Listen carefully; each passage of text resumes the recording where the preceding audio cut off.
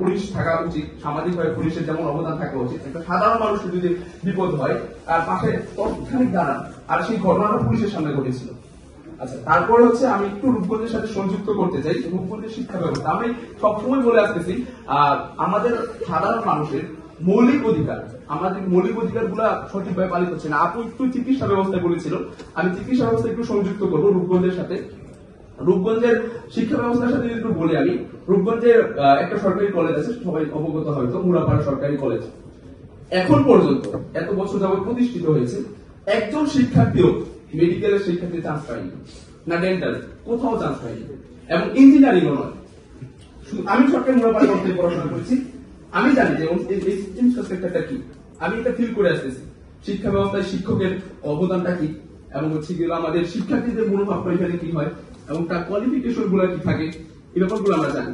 এগুলো কবে আমাদের সংশোধন হবে সেটা অবশ্যই তো আমরা এরকম শিক্ষা ব্যবস্থা চাই না যে এত বছর যাবত একটা কলেজ প্রতিষ্ঠিত হয়েছে, একজন শিক্ষার্থীও মেডিকেল বা ইঞ্জিনিয়ারিং এর চান্স পাবে না, এমন তো আমরা শিক্ষা ব্যবস্থা চাই না। রূপগঞ্জে তো এমন ভাবে হওয়ার কথা না। যেহেতু আমাদের সরকারি মুরাপাড়া কলেজ, এখানে একটা সরকারি কলেজ, এখান থেকে অবশ্যই বেশি শিক্ষার্থী বিভিন্ন পাবলিক বিশ্ববিদ্যালয় থেকে শুরু করে বিভিন্ন পাবলিক ইঞ্জিনিয়ারিং কলেজ বা মেডিকেলে চান্স পাওয়ার কথা। তারপর সংযুক্ত করতে চাই আমাদের রূপগঞ্জে চিকিৎসা আছে উপজেলা স্বাস্থ্য কমপ্লেক্স। আমি নিজে এখানে গিয়েছিলাম বৈষম্য ছাত্র আন্দোলনের পরে, যে ওইখানকার অবস্থাটা কি আমি নিজে গিয়ে দেখলাম। অ্যানেস্থেশিয়া এবং অপারেশন থিয়েটারে বিশেষ বিশেষ যন্ত্রপাতি 3 বছর যাবত নষ্ট হয়ে গেছে। এবং যখন আমি ওইখানকার দায়িত্বরত নির্বাহী অফিসারকে জিজ্ঞেস করলাম, উনি আমাকে উত্তর দিলেন যে এটা তো আমার হাতে নেই বাবা, তোমার হচ্ছে কি এগুলা প্রসিডিউর মাধ্যমে আসে, অনেক বছর যাবত প্রসিডিউর হয়, তারপরে এগুলা মানে মন্ত্রণালয় থেকে এই হলে তারপরে আসে। এটা তো আসলে হওয়ার কথা না। না, একজন রোগী যাবে, সে গুরুতর অবস্থায় রয়েছে, অপারেশন থিয়েটার যে যন্ত্রপাতি ঠিক না থাকে, তাহলে অপারেশন থিয়েটার অপারেশন কিভাবে কিরকম হবে সেটা তো আমার একটু প্রশ্নবিদ্ধ থেকে যায়। আমি আরেকটু সংযুক্ত করি, বৈষম্যবিরোধী ছাত্র আন্দোলন রূপগঞ্জে সংগঠিত হয়েছে 2টা জায়গায়, একটা হচ্ছে বুলতা, একটা হচ্ছে কাঞ্চনে। কাঞ্চনে গ্রিন ইউনিভার্সিটিতে আমাদের আজকে সমাজ সেবা দিবস, এবং আমরা সমাজ সেবা করি সবাই, বিভিন্ন সংগঠন, স্বেচ্ছাসেবী সংগঠন আমাদের সমাজ সেবার সাথে সংযুক্ত। তেমন একটা সংগঠন প্রগতি অ্যাসোসিয়েশন বাংলাদেশ, সেই প্রগতি অ্যাসোসিয়েশন বাংলাদেশ স্বেচ্ছাসেবী সংগঠন যেমন ভালো কাজ করে যাচ্ছে, তার পাশাপাশি তারা প্রত্যেকটা সদস্য রাজনৈতিকভাবে সচেতন, বা তার রাজনৈতিকভাবে যুক্ত নয়, যেহেতু এটা সামাজিক সংগঠন।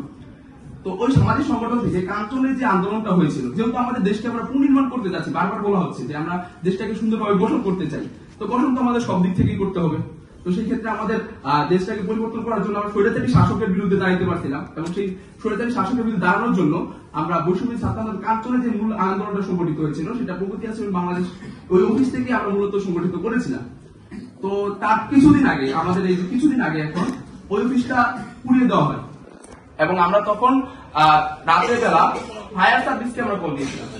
ফায়ার সার্ভিসকে কল দিয়েছিলাম রাতে, যেহেতু 2:30 বাজে আগুন লাগাই দিচ্ছে। তো সেই ক্ষেত্রে আমরা কল দেওয়ার পরে তারা কলই ধরলো না। এবং আমাদের ফায়ার স্টেশনটা হচ্ছে কাঞ্চন একটা, আর একটা হচ্ছে 2,500। আমাদের এই ফায়ার স্টেশনটা আমাদের কিন্তু রূপগঞ্জ শিল্পাঞ্চল, এটা আপনারা জানেন সবাই, রূপগঞ্জ শিল্পাঞ্চল, এবং সেখানে অনেক ধরনের শিল্প প্রতিষ্ঠান রয়েছে, তার পাশাপাশি এটা বাণিজ্যিক এলাকা। তো যেইখানে বাণিজ্যিক এলাকা বা যেখানে শিল্প কারখানা রয়েছে, সেখানে যদি ফায়ার স্টেশন না থাকে, তাহলে তো আমাদের যে কোনো সময় দুর্ঘটনা ঘটবে, ফায়ার সার্ভিস আসবে কখন বা আগুন নিভাবে কখন? আর ওই যে এই ধরনের রেসপন্স না পাওয়া, উপযুক্ত সময় রেসপন্স না পাওয়া, এমন তো বাংলাদেশ আমরা চাই না। আমরা অবশ্যই চাই যে বাংলাদেশের পুলিশ থেকে শুরু করে আইন শৃঙ্খলা বাহিনী, প্রশাসন থেকে শুরু করে প্রত্যেকে তার নিজ নিজ দায়িত্ব থেকে, কোন রাজনৈতিক বলয় নয়, কোন রাজনৈতিক দশত্ব নয়, সামাজিক মানুষের জন্য, সাধারণ মানুষের জন্য কাজ করে যাবে। দেশকে উন্নয়ন করার জন্য, দেশকে সামনে এগিয়ে নেওয়ার জন্য আমাদের প্রত্যেককে নিজের জায়গা থেকে যেমন আমাদের সচেতন হতে হবে, তেমন আমাদেরকে সহায়তা করার জন্য যারা আমাদেরকে প্রতিরক্ষা হিসেবে রয়েছে, তাদেরকেও সচেতন থাকতে হবে বলে আমি মনে করি। ধন্যবাদ সবাইকে, আমার এই পয়েন্টগুলো বলার ছিল। আচ্ছা, এর পাশাপাশি আমার আরেকটা পরিচয় আছে, আমি লেখালেখি করি, গবেষণা করি। এর পাশাপাশি আমি বিভিন্ন সংগঠনের সাথে জড়িত, সংগঠনের কাজ করি, স্বেচ্ছাসেবী কাজ করি। তো আমার সহযোদ্ধা যে কথাটা বলে গেল যে প্রগতি অ্যাসোসিয়েশনে আগুন দেওয়া হয়েছে, আগুন দেওয়ার পর আমরা মানে ইনস্ট্যান্ট কোনো পাই নাই, মানে প্রশাসন বা ফায়ার সার্ভিস ইনস্ট্যান্ট তারা আমাদের কাছে আসে নাই, এটা যেমন সমস্যা। এরপরে আজকে প্রায় 5-6 দিন হয়ে গেছে, ওই পুলিশ যে একবার যে দেখে আসছে যে ওইখানে আগুন লাগছে, এরপর আর কোনো খোঁজ খবর ওইটা নেয় নাই। আমি জানতে চাই কি কারণে খোঁজ খবর নেয়। আমার পুলিশ তাহলে কিসের জন্য? যদি তদন্তই না করে তাহলে এটা 28 তারিখে শনিবার এটা কি হয়েছে এই 28 তারিখে আগুনটা লাগানো হয়েছে ওই দিন শুধু একবার যে দেখে আসছে তারপরে আর যায় নাই। আচ্ছা, এর সাথে আমি সংযুক্ত করতে চাই, আমি যেহেতু বৈষম্য বিরোধী ছাত্র আন্দোলনের একজন সদস্য, কয়েকদিন গতকালকে আমরা যে টিমটাতে গেলাম এই শহীদ মিনারে যাওয়ার পর একটা লোক ঘুরতেছিল, সে ঘুরতেছিল আমাকে পাইছে, আমার পায়ে জিজ্ঞেস করতেছে ভাইয়া আপনি কি কোনো সমন্বয়? বললাম না ভাইয়া আমি সমন্বয় না। উনি বলতেছে যে আমি খুব আহত হয়েছিলাম, আমার শরীরের মধ্যে এখনো বুলেট আছে, কিন্তু আমি যে আহত হয়েছি এই 20 জুলাই স্মৃতি ফাউন্ডেশনের মধ্যে এখন পর্যন্ত নামটা যায় নাই। অথচ আরো অনেক মানুষ আছে যারা আহত হয়নি কিন্তু তাদের নামটা ওই ফাউন্ডেশনে চলে গেছে। আমার প্রশ্ন হলো তাহলে যারা অ্যাকচুয়ালি আন্দোলন করছে, অ্যাকচুয়ালি আহত হয়েছে, তারা কেন এখন পর্যন্ত সুবিধা বঞ্চিত থাকবে? শুধু তার কথা না, আমি নিজেও একজন আহত, আমি চাই না আমার নাম যাক, আমি নিজেও আহত, কিন্তু এখন পর্যন্ত আমার নামটা ওই জুলাই স্মৃতি ফাউন্ডেশনে যায় নাই। আমি আরো সংযুক্ত করি, আমাদের যেহেতু রূপগঞ্জে বাণিজ্য মেলা হচ্ছে, বাণিজ্য মেলায় আসা যাওয়ার জন্য এখানে একটা বিআরটিসি বাস শুধু রাখা হয়েছে। তো বিআরটিসি বাসের সার্ভিস খুবই বাজে। এখন বিআরটিসি বাসের সার্ভিস বাজে হয়, অন্যান্য যে গাড়িগুলো আছে যেমন সিএনজি, তারপরে বিভিন্ন প্রাইভেট কার, যেই ভাড়া 50 টাকা ভাড়া, তারা 200 টাকা পর্যন্ত ভাড়া দেয়। ওই জায়গাটাতে প্রশাসন কি করতেছে? আমার সমাজসেবা যে সংগঠনগুলো আছে তারা কি করতেছে? আমার এই রূপগঞ্জের মধ্যে যে কাঞ্চনের টোল প্লাজা, বেশ কয়েক বছর আগে এটা টোল নেওয়া কি বন্ধ হয়ে গেছে, এরপর এখন পর্যন্ত টোল নিচ্ছে। তারা আমাদের কারণ দর্শাচ্ছে যে এখানে টোল নেওয়া হচ্ছে, এই টোলের টাকা দিয়ে রাস্তা নির্মাণের কাজ হবে। আমার হ্যাঁ মেয়াদ শেষ হয়েছে। আচ্ছা, কথা মাসের কথা বলেন না প্লিজ।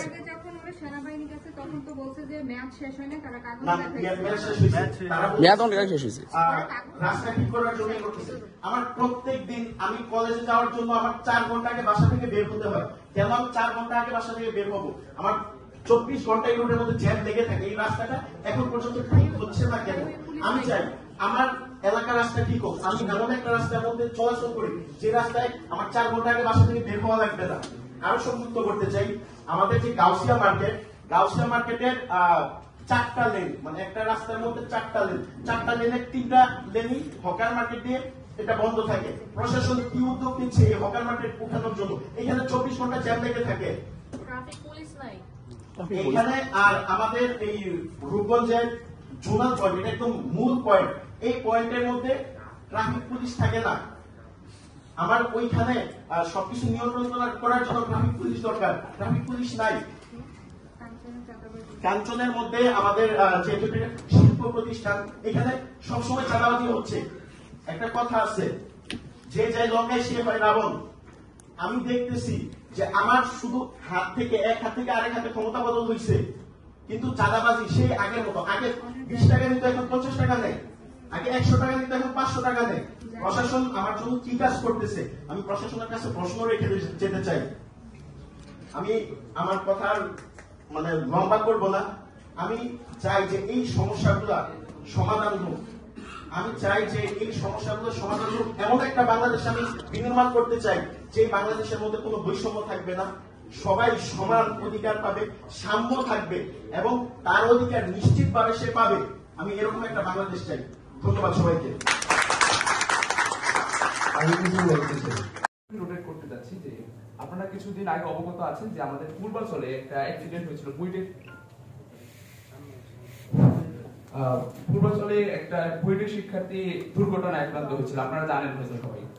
এবং সেই বুয়েটের শিক্ষার্থীটা বাইক অ্যাক্সিডেন্টে আহত হয়েছিল, নিহত হয়েছে।